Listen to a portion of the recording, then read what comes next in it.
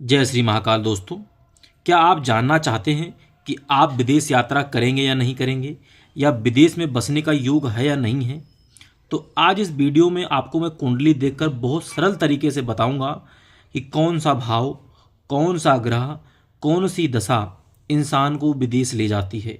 तो कृपया करके वीडियो अंत तक देखिए, तभी आपको समझ में आएगा। अगर ये 12वां भाव देख रहे हो, ये 12वां घर होता है। पहला, दूसरा, तीसरा, चौथा, पांचवां, छठा, सातवां, आठवां, नौवां, 10वां, 11वां, 12वां। अगर ये 12वां भाव सबसे मजबूत हो तब आप विदेश भूमि में जाने का योग बनता है, विदेश का दरवाजा खुलता है।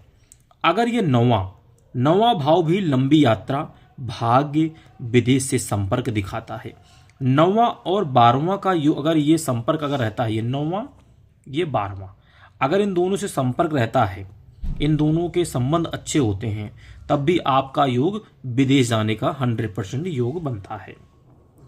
7वां घर, ये जो शादी का घर होता है ना, 7वां घर, ये 7वां घर भी विदेश से रिश्ता रखता है, विदेश से विवाह करवा देता है, विदेश से व्यापार। कई बार विदेश में बसने का योग यहीं से ही देखा जाता है, समझ रहे हैं आप। 3rd भाव, ये तीसरा घर आप देख रहे होंगे। तीसरा जो होता है, ये भी यात्राएं और मूवमेंट, कहीं इधर उधर आने जाने का योग दिखाता है। तीसरा, 9वां और 12वां यात्रा का ही दिखाता है योग ये, ठीक है।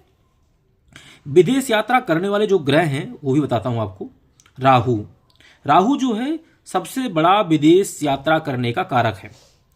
12वां, 9वां, 7वां, तीसरे भाव में अगर राहु, 12वें भाव के स्वामी के साथ राहु हो, ये 12वां भाव का जो स्वामी है इसके साथ भी अगर राहु हो, तब भी विदेश यात्रा आपकी लगभग तय है, ये मान लीजिए आप। शनि अगर हो, शनि जो है नौकरी, लंबे समय का विदेश प्रवास करवाता है, इंसान को विदेश यात्रा करवाता है। 12वें भाव से संबंध हो तो स्थायी विदेश यात्रा करवाता है, ठीक है। और अच्छे से जानते हैं, अब चंद्रमा के बारे में जानते हैं। चंद्रमा बार बार यात्रा, समुद्र या पानी वाले देशों में आपको चंद्रमा जो है यात्रा करवा देता है। बुध जो है पढ़ाई, आईटी, ट्रेनिंग, बिजनेस के लिए आपको विदेश यात्रा करवाएगा।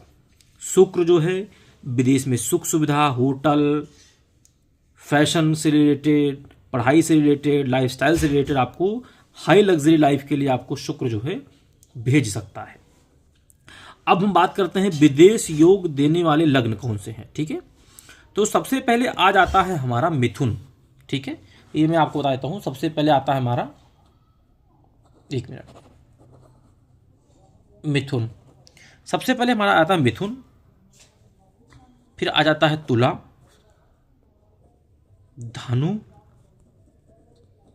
मीन, और छोटी छोटी अगर देखा जाए तो मेष भी है, कर्क भी है, तुला भी है, मकर भी है। ये जो लग्न होते हैं, अगर ये लग्न पहले घर में अगर ये लग्न हो, जैसे मिथुन, तुला, धनु, मीन, मेष, कर्क, मकर, तो ऐसी स्थिति में इंसान विदेश यात्रा करता है, ठीक है। अब बात करते हैं विदेश योग के मजबूत कॉम्बिनेशन क्या है, ठीक है।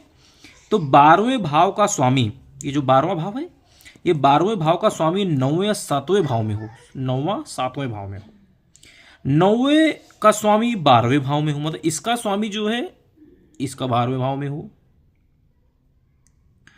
राहु, चंद्रमा और 12वें से संबंध रखता हो, दशा में 9वां और 12वां भाव एक्टिव हो, तब भी विदेश में मजबूत स्थिति दिखाता है। अब दिखाता है कि विदेश यात्रा कब होती है।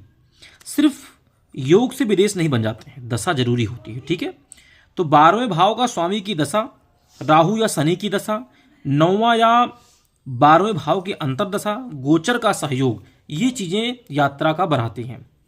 कब विदेश योग नहीं बनता है आपके जीवन में? 12वां भाव अगर कमजोर हो तब भी विदेश योग नहीं बनेगा, राहु बहुत पीड़ित हो तब भी नहीं बनेगा, सही दशा नहीं है तब भी नहीं बनेगा, लग्न अगर कमजोर है तब भी नहीं बनेगा। अब हम लास्ट में हम जानते हैं कि फाइनली कि कैसे जाने कि आसान तरीके से कैसे बनेगा।